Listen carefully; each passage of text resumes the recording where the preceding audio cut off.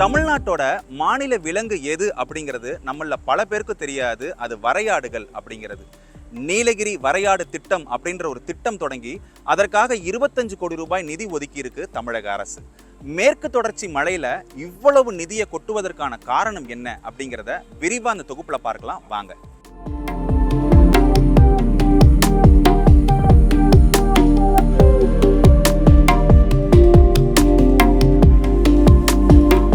மேற்கு தொடர்ச்சி மலைகள் இந்தியாவின் மிக நீளமான மலைகள் என அறியப்படுகின்றன. குஜராத்தில் தொடங்கி கன்னியாகுமரி வரை சுமார் 1600 கிலோமீட்டர் நீளம். அதாவது இந்த மலையின் மொத்த பரப்பளவு 1,60,000 சதுர கிலோமீட்டர் என கூறப்படுகிறது. இந்த மலைக்காடுகள் வேர்ல்ட் கன்சர்வேஷன் மானிட்டரிங் சென்டர் பயோடைவர்சிட்டியாக அறிவித்துள்ளது. யுனெஸ்கோவும் இந்த இடத்தை ஹெரிடேஜ் சைட்டாக அறிவித்துள்ளது. 6 மாநிலங்களின் நீர் ஆதாரமாக திகழும் மேற்கு தொடர்ச்சி மலைகள் காவேரி, கோதாவரி, கிருஷ்ணா, தாமிரபரணி, துங்கபத்ரா என பல நதிகள் இங்கிருந்துதான் உருவாகின்றன. இந்தியாவின் அமேசான் காடுகள் என்று கூறப்படக்கூடிய இந்த மலை காடுகளில் நாம் அறியாத எண்ணற்ற உயிரினங்கள் வாழ்ந்து வருகின்றன.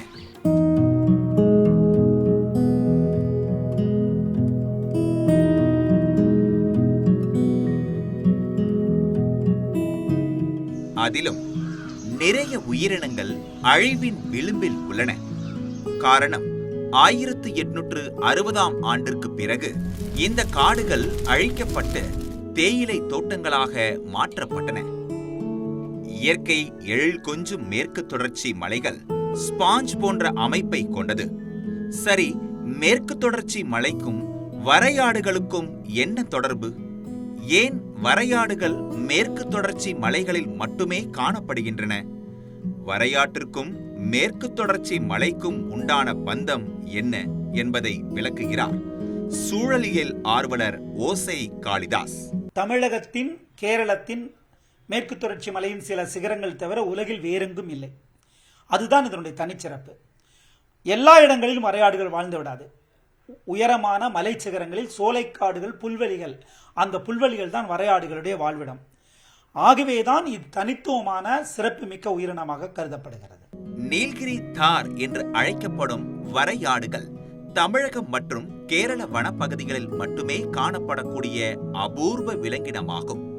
கூர்மையான வளைந்த கொம்புகள், புவி ஈர்ப்பு சக்தியை சமாளிக்கக்கூடிய கால் குளம்புகள், சாம்பல் நிறம் போர்த்திய தோள்கள் என பார்ப்பதற்கு கம்பீரமாக காட்சியளிக்கும் இந்த நீலகிரி வரையாடுகள் சங்க கால இலக்கியங்களான சிலப்பதிகாரம், சீவக சிந்தாமணி, நற்றிணை, ஐங்குறுநூறு, பதிற்று 10, பரிபாடல் போன்றவற்றில் வரையாடுகள் பற்றிய குறிப்புகள் உள்ளன.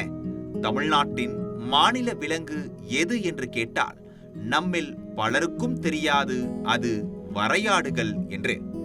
வரையாடுகளின் எண்ணிக்கை மற்றும் அதன் வாழ்விடங்களை கண்டறிய அண்மையில் தமிழக அரசு சார்பில் ஒரு குழு அமைக்கப்பட்டு வனப்பகுதியில் தங்கியிருந்து வரையாடுகளை ட்ரோன் மூலம் பின்தொடர்ந்தது தனுபாரன் குழு. இமயமலையின் தொன்மைக்கு நிகராக பார்க்கப்படுவது மேற்கு தொடர்ச்சி மலைகள். குறிஞ்சி நிலப்பரப்பில் மட்டுமே காணப்படக்கூடிய வரையாடுகள் பழங்குடியின மக்களின் வாழ்வியலோடு ஒன்றிணைந்து வாழ்ந்து வந்ததற்கான சான்று உள்ளது. சுமார் 3000 ஆண்டுகள் பழமையான பாறை ஓவியங்களில் வரையாடுகள் பற்றிய குறிப்புகள் உள்ளன. குறிஞ்சி நிலத்தில் வாழ்ந்து வந்த வரையாடுகளின் முக்கியத்துவத்தை விவரிக்கிறார் வன உயிரின புகைப்பட கலைஞர் மதிமாறன். நீலகிரி மாவட்டத்தில் 3000 வருஷங்களுக்கு முன்னாலே வரையப்பட்ட ஓவியங்கள் வந்து கரிக்கியூர், வெள்ளரிக்கம்பை, பனகுடி ஆகிய பகுதியில் இருக்குது. இந்த பகுதியில் இருக்கிற ஓவியங்கள்லேயே அந்த வரையாடுகளோட ஓவியங்கள் வந்து வரையப்பட்டிருக்கு. பழங்குடி மக்கள் வந்து இந்த பாறையில் வரைந்த ஓவியங்களை மட்டுமே வரைந்த ஆடுகள், வரையாடுகள் மட்டும் சொல்லிட்டு இருந்தாங்க. இப்போ வந்து நீலகிரி மாவட்டத்தில் 3000 வருஷத்துக்கு முன்னாலேருந்து ரொம்ப பழமையான மரங்கள், தாவரங்கள் இருந்த இடத்துல இந்த வரையாடு இருக்கிறது வந்து நமக்கெல்லாம் மிகப்பெரிய பெருமை. இந்த வரையாடுகள் வந்து மற்ற ஆடுகள் போல் சத்தம் போடாது, விசில் அடிக்கும் போல வந்து சிறந்த குரலை கொண்டிருக்க வரையாடுகள். இது வந்து இப்போ தமிழகத்தின் இப்போ வந்து 25 கோடி வந்து ஒதுக்கி இந்த வரையாடுகளுக்காக இது பண்ணிருக்கு. ரொம்ப மகிழ்ச்சியாக இருக்குது. இந்த குறிஞ்சி நிலத்துக்கான உரிய வனவிலங்காக இருக்கிறது வந்து வரையாடு மக்கள். மேற்கு தொடர்ச்சி மலைகளில் பாலூட்டிகள், பறவைகள், பட்டாம்பூச்சிகள், ஊர்வனங்கள், மீன்கள் என பல்லுயிர் வாழ்நிலையாக உள்ளது. இதில் பெரும்பாலான உயிரினங்கள் மிக வேகமாக அழியத் தொடங்கியுள்ளன. அந்த வகையில் தற்போது அழிந்து வரும் பாலூட்டிகளில் இடம்பெற்றுள்ளது வரையாடுகள். வெள்ளையர் ஆட்சி காலத்தில் அதிகமாக வேட்டையாடப்பட்டு கொன்று குவிக்கப்பட்ட உயிரினம் வரையாடுகள். இந்தியாவிலேயே முதன்முறையாக நீலகிரி வரையாடு திட்டத்தை அமைத்து 25 கோடி ரூபாய் நிதி ஒதுக்கி உத்தரவிட்டுள்ளது தமிழ்நாடு அரசு. உண்மையில் இந்த திட்டமானது எப்படி செயல்படுத்தப்படும், இதற்கு முன் உள்ள சவால்கள் என்ன என்பதை விவரிக்கிறார் வனம் மற்றும் சுற்றுச்சூழல் துறையின் கூடுதல் தலைமை செயலாளர் சுப்ரியா சாஹூ. நீலகிரி தார்க்கான ஒரு ஆஃபீஸ், அதில் ஒரு project director, research team, scientist வந்து அவங்களால அப்பாயிண்ட் பண்ணியிருக்கோம். இந்த ஸ்கீம் பொறுத்த வரைக்கும் இதில் நிறையா காம்பனன்ட்ஸ் இருக்குது. So one of the main components பொறுத்த வரைக்கும் இட்ஸ் அபவுட் நம்பர்ஸ். இந்த ஏரியாவில் எத்தனை நீலகிரி தார் இருக்கிறாங்க அவங்களுடைய ஹேபிட்டேட்டில். ஸோ அந்த எனுமரேஷன் பண்ணுறதுக்கும் ஒரு டீம் இப்போது அப்பாயிண்ட் பண்ணியிருக்கோம். அவங்களுடைய நம்பர் மட்டுமில்லை, அவங்களுடைய ஹேபிட்டேட் இருக்கிறது, கிராஸ் லேண்ட்ஸ் இம்ப்ரூவ் பண்ணுறது, என்க்ரோச்மெண்ட்ஸ் ரிமூவ் பண்ணுறது, அண்ட் அபவுட் தேர் ஃபுட், அந்த மாதிரி ஒரு ஆப்பர்ச்சுனிட்டிஸ் கிரியேட் பண்ணுறது, அந்த மாதிரி மேட்டர்ஸ் பண்ணிகிட்ருக்கோம். மேற்கு தொடர்ச்சி மலைப்பகுதியில் மிக பறந்து விரிந்த அளவில் வாழ்ந்து வந்த வரையாடுகள் திடீரென அதிக அளவில் எண்ணிக்கை குறைய தொடங்கின. அந்நிய கலைச்செடிகளின் ஆக்கிரமிப்பு, காட்டுத்தீ, பிற மானுடவியல் அழுத்தங்கள், சுற்றுச்சூழல் தரவு மற்றும் பாதுகாப்பு திட்டமிடலுக்கான புரிதல் இல்லாமை போன்றவை வரையாடுகள் குறைய ஒரு முக்கிய காரணியாக பார்க்கப்படுகிறது. இந்த வரையாடுகள் பாதுகாப்பு திட்டத்தின் கீழ் புதிய வகை நோய் தாக்குதலில் இருந்து சமாளிப்பது மற்றும் ஏற்கனவே வாழ்ந்து வந்த இடங்களில் ரீஇன்ட்ரடியூஸ் செய்து அதை வாழ்விடங்களை விரிவுபடுத்தும் திட்டம் உள்ளதாக வனம் மற்றும் சுற்றுச்சூழல் துறையின் கூடுதல் தலைமை செயலாளர் சுப்ரியா சாஹூ தெரிவித்தார்.